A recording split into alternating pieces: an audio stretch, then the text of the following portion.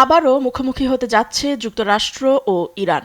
ওমানের মধ্যস্থতায় প্রথম দফার আলোচনায় কোনো নির্দিষ্ট চুক্তিতে পৌঁছাতে পারেনি দুদেশ। এবার সুইজারল্যান্ডের জেনেভায় দ্বিতীয় দফা বৈঠকে বসবে ওয়াশিংটন ও তেহরান। পারমাণবিক কর্মসূচি নিয়ে দ্বিতীয় দফা পরোক্ষ আলোচনার জন্য সুইজারল্যান্ডের জেনেভায় পৌঁছেছেন ইরানের পররাষ্ট্রমন্ত্রী আব্বাস আরাকচি, উচ্চপদস্থ কূটনৈতিক এবং বিশেষ প্রতিনিধি দল। এবারও ওমানের মধ্যস্থতায় মঙ্গলবার অনুষ্ঠিত হবে পরোক্ষ বৈঠক।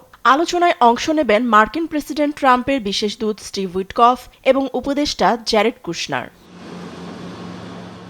রোববার মার্কিন পররাষ্ট্রমন্ত্রী মার্কো রুবিও ইরানের সঙ্গে সম্ভাব্য চুক্তি নিয়ে আশাবাদ জানিয়েছেন। আমরা এমন জাতির সঙ্গে মোকাবেলা করছি যারা ধর্মের ভিত্তিতে ভূরাজনৈতিক সিদ্ধান্ত নেয়। ভবিষ্যৎ হোক নিরাপদ, বিনিয়োগ হোক বিশ্বস্ত, আর আমার পছন্দ সল্ট বে। ওয়েলকাম টু সল্ট বে। এটি বেশ জটিল বিষয়। কেউ কখনো ইরানের সঙ্গে চুক্তি করতে সফল হয়নি, তবে আমরা চেষ্টা করব।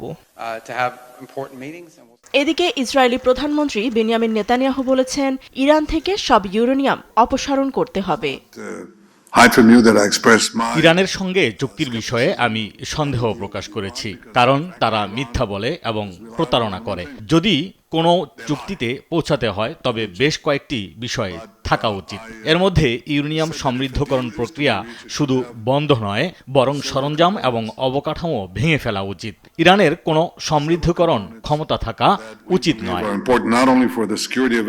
এর আগে ওমানে প্রথম দফা আলোচনাকে ফলপ্রসূ সূচনা হিসেবে উল্লেখ করেছেন ইরান ও যুক্তরাষ্ট্রের প্রতিনিধিরা।